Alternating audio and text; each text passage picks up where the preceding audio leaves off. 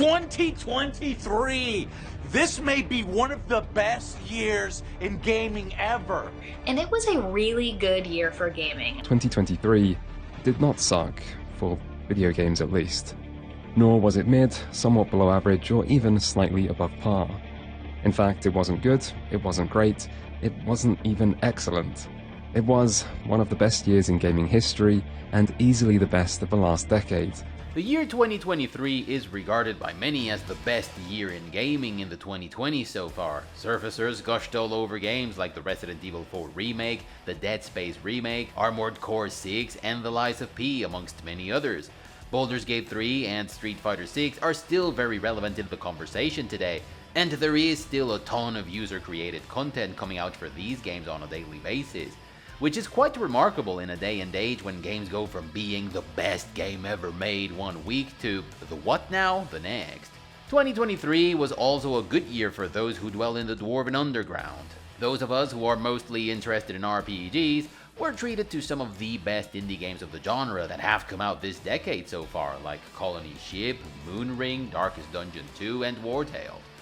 War Tales was not my favorite RPG of 2023 at the time, but over the course of these years, after a ton of updates and upgrades, both paid and free, that have gone from taverns that you can manage, to Florentian football-inspired sports events, to ridiculously awesome arena tourneys with crazy good rewards, to full-scale expansion packs with new regions, mechanics, and otherworldly creatures, I can confidently say that it is my favorite or second favorite game of the year 2023. But before I stray too much from the point I seek to make, I'll just say that 2023 was a busy year. There were many very good, very long games competing for our attention, and that's why it was easy to overlook some other really good titles.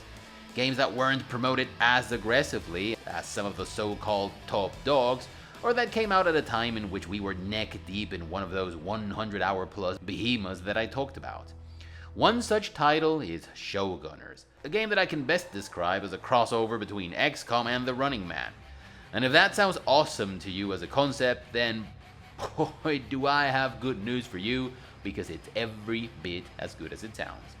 Welcome to Ye Old Entertainment, and welcome to another episode of Ye Old Gamer Recommends. And today we're going to be talking about Showgunners, a game that takes place in a dystopian near-future setting in which a deadly reality TV show called Homicidal All-Stars is all the rage.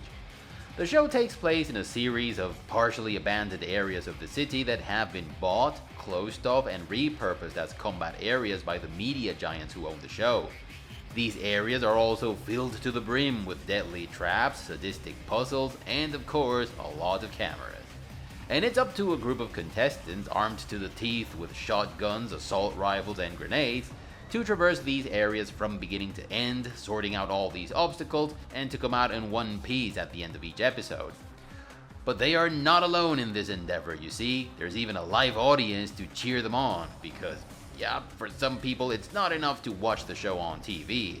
They actually go to the war zones turned TV studios to watch the damn thing live. Because grenade shrapnel and stray bullets are totally things you shouldn't be concerned with. So because traps and deadly puzzles aren't enough, the show also features defenders. What are defenders, you wonder? Well, think the gladiators in American Gladiator. Except that instead of padded foam-based weaponry, these guys have machine guns with real ammo and grenades. And instead of events in which the contestants know how the gladiators are going to try to stop them, in Homicidal All-Stars, contestants run around streets where they might get ambushed and killed by these defenders at any given time. At the end, and sometimes in the middle of these combat areas, there are also closed-off abandoned buildings that work like arenas. In these arenas, contestants have to do battle against squads of defenders who outnumber them many times over. They also have to deal with sadistic plot twists that the director of the show throws at them for the amusement of the crowd. But who are these defenders? See, in pure Running Man style, the media group who owns Homicidal All-Stars has struck a deal with the government to offer convicts who are waiting in line to ride the lightning the chance to circumvent their sentence altogether and earn a juicy fat bag of cash in the process for participating in the show. Contestants have a more colorful background though. Some of them are also convicts who are trying to escape their sentence.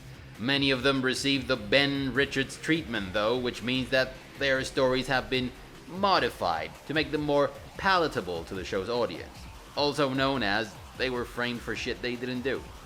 But not all contestants are criminals. Some of them are in it for the money, and some others have more personal reasons to participate.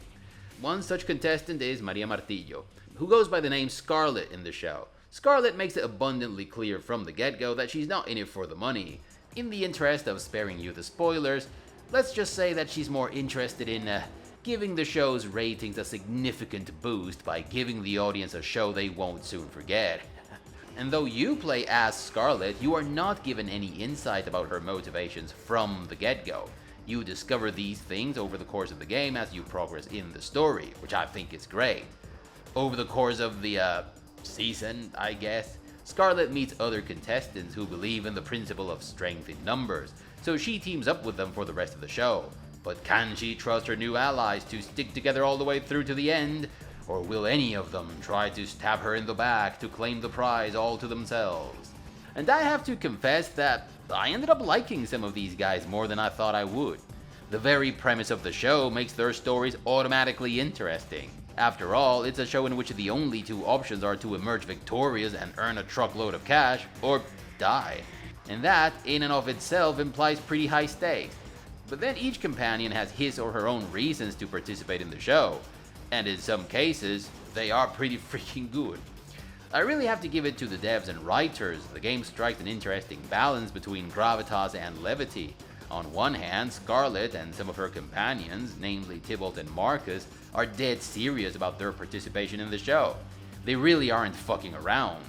But on the other hand, the whole concept of a reality TV show in which people actually kill each other in front of a live audience with a narrator who makes jokes about it is deliciously dystopian.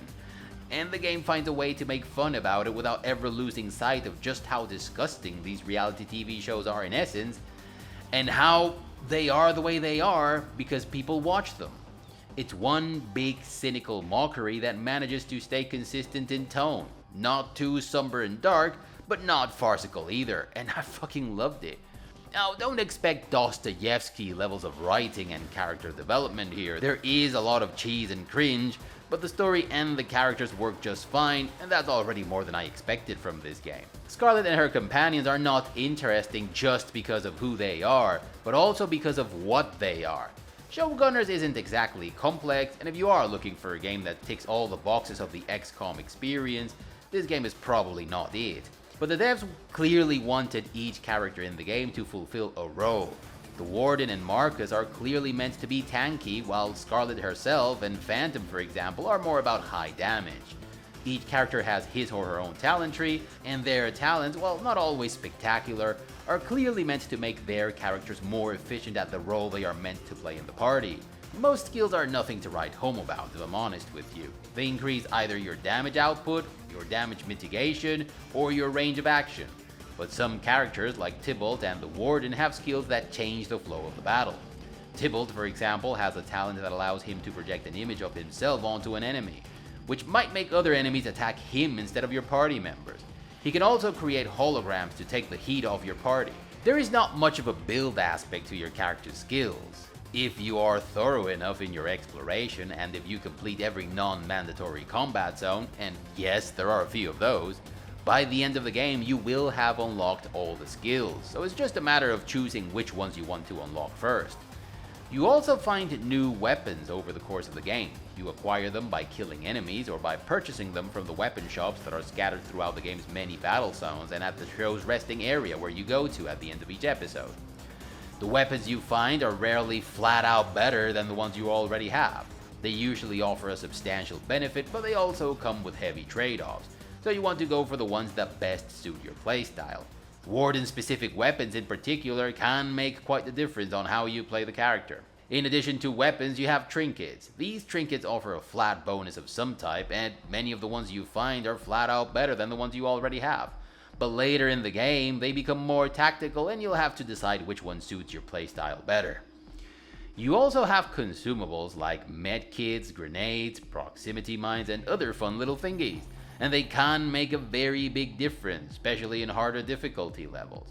You buy all these things with money that you collect by killing enemies and by opening loot boxes that are scattered across the show's combat zones. and some of them can be hidden pretty well, so you want to be as thorough as possible when you explore the game's different areas. You can't sell the items that you no longer want though. I'm sorry, what? But you can donate the ones you no longer need to charity. You shitting me? Donating weapons and gear to charity will give you fame, which is used to reach levels in another form of progression in the game, which is sponsors. There are fame thresholds that let you take up contracts with different sponsors, some of which have delicious tongue-in-cheek names like Walmart. You can develop fame as a goody doer, a goofball, or an asshole, and you do this by signing autographs with customized dedications and offering a confession after each episode. Yes, there are people who are willing to buy front row spots to a show in which people kill each other live, so expect them to ask you to do some weird ass shit. Oh, don't leave a girl hanging! Hi, Scarlett. Could you sign my ass? Sure. Awesome! I love the dedications that you can choose from when you sign an autograph, though if I had paid more attention to the different sponsorships, I would have definitely chosen to be an asshole, because the best sponsor, in my opinion, requires you to be the king of dicks. Gameplay wise, the bread and butter of the game are the XCOM-like combat areas. Showgunners is not as challenging as something like Phoenix Point, but the game has its ways to keep you invested. There's a steady supply of new enemies who have different talents and tactics that you need to take into account, plot twists that keep you on your toes, and some areas have secondary objectives that encourage you to play the game efficiently. It's also interesting that you can choose your companions in these battle areas. But my favorite thing about Showgunners, I kid you not, are the free-to-roam areas that are filled with traps, hidden loot boxes, puzzles, and people who want you to sign autographs. I cannot believe that these areas are barely featured in the footage that I saw before I bought the game, because this is how the game nails the Running Man-inspired dystopian TV show feel that it's going for. The level design is also superb in these areas. They truly feel like abandoned places located in bad areas of the city. Production values as a whole are also great. You can always trust Good Shepherd to bring the best out of their devs. The game is fully voiced and the voice acting goes from decent to pretty good. The UI is polished and seamlessly integrated in the game. Locations and character models look amazing. Crits and finishing moves have a proper oof and fuck yeah factor to them. The presentation is great. The music is good, though not spectacular, and there are quality of life features that I love, like a little screen that you get before you enter the final arena of a combat area, telling you how many loot boxes, autographs, and non-mandatory battle areas you missed. The OG Doom games could have used this, I tell ya. I think the final stretch of the game and the ending of Showgunners deserve a special mention. I think the last missions and the way the conflict gets resolved in a game can make or break a title, especially if you are invested in the characters and the story. And I love the final missions and the ending of Showgunners. It's thrilling, it ends on a high note, and companions play a very important role. And these are all things that I always look forward to. You don't get to make any decisions in the game, so you don't have any agency over your character's actions or thoughts, and therefore, you don't have an impact on the outcome of the story, but I didn't mind. I think Showgunners works fine without this. So by the time the credits started to roll, I was already convinced that I was going to play the game again. I know some of you might be a little bit apprehensive about getting this title because unfortunately, the post-2016 disease that has been contaminating entertainment for the last decade has made us worry about female protagonists in games. And I would understand if the fact that you play as a tough-looking Latin American woman raised some questions like, is the main character an insufferable girl boss? Are we going to get lectured about politics and identity? Well, I'm happy to report, dear viewer, that the answer to all these questions is no. In fact, I think Scarlett is a good protagonist. She doesn't evolve much over the course of the game, but her motivations to participate in the show are believable and grounded in verisimilitude. She has strengths and weaknesses, and she's not ashamed to admit that she can't do everything all by herself. She is saved more than once by other contestants, and she has no problem showing gratitude during the confession sessions and being thankful to them in person. Thanks, but, why did you help me? You looked like you needed it. Can't argue with that, but, Let's say we get out of here first and chat later. Tybalt. I'm grateful that Tybalt stepped in when he did. I was shaken after... after what happened. He helped me snap out of it. And the fact that she's not some self-sufficient girl boss who doesn't need help from anyone serves to elevate her and everyone else as characters in the story. I wouldn't say the level of contamination is zero, though. There are a couple of characters that seem to be there to fill a quota, and one of them fits the new and already boring archetype of the gruff-speaking, plate-clad girl boss. But she's a secondary character, and I think it's more than tolerable. Now it's time to talk about the things that I didn't like about the game. First, I think that having a live commentator narrating the action is hilarious, and I did chuckle once or twice with some of the things he said. And it's curtains for the muerta. But man, does he get repetitive and annoying soon. It's nice to see the Blue Orlan exploring other career opportunities in media and entertainment though, because yes, this guy also treats you like you're mentally deficient every time there's a puzzle or a trap, and I definitely could have done without that. And finally, there is a resting area that you go to after every episode of the show, and it does add to the overall dystopian reality show feel, but I can't help but feel like it was a wasted opportunity. There's a gym, a cafeteria, a recreation area with pool tables, but there is no one to hang out with and nothing to do. There could have been mini games and more conversation sequences in these places to get to know your party members better. They also could have done a little bit more with the confessions. You know how every once in a while you feel the need to comb the world of games, searching for a game like this other game that you can't get enough of? A Diablo-like game, a Souls-like game, a Slay the Spire-like game, etc.? Well, last year I sank more than 130 hours into Cybernight's Flashpoint, and over the course of that experience, I got bitten once again by the XCOM-like bug. And I remembered scoping out Showgunners back in 2023, but at the time I was much too busy with Baldur's Gate 3, Darkest Dungeon 2, and War Tales. But a month ago or so, while I was playing Cybernight's Flashpoint, I became thirsty for more XCOM-like action, and Showgunners was also dirt cheap on good old games. So I guess it was the perfect storm, and I took advantage of it. And I am very glad I did, because I had an absolute blast with this game. If you want a robust, complex XCOM-like game that challenges your tactical capabilities to the extreme, then Showgunners is probably not the game you should be looking at. Showgunners is more about the experience of surviving a futuristic dystopian Running Man-inspired TV show, playing a character who is dead set on a goal and is driven with great purpose. And the game also nails the look, feel, and vibe of this concept. Showgunners took me less than 20 hours to complete, which makes it perfect to play as a palate cleanser or as a main dish. I had a blast with it, like I said, and I think it's thoroughly deserving of a You Old Gamer Recommend seal of approval. And I have nothing more to say to you.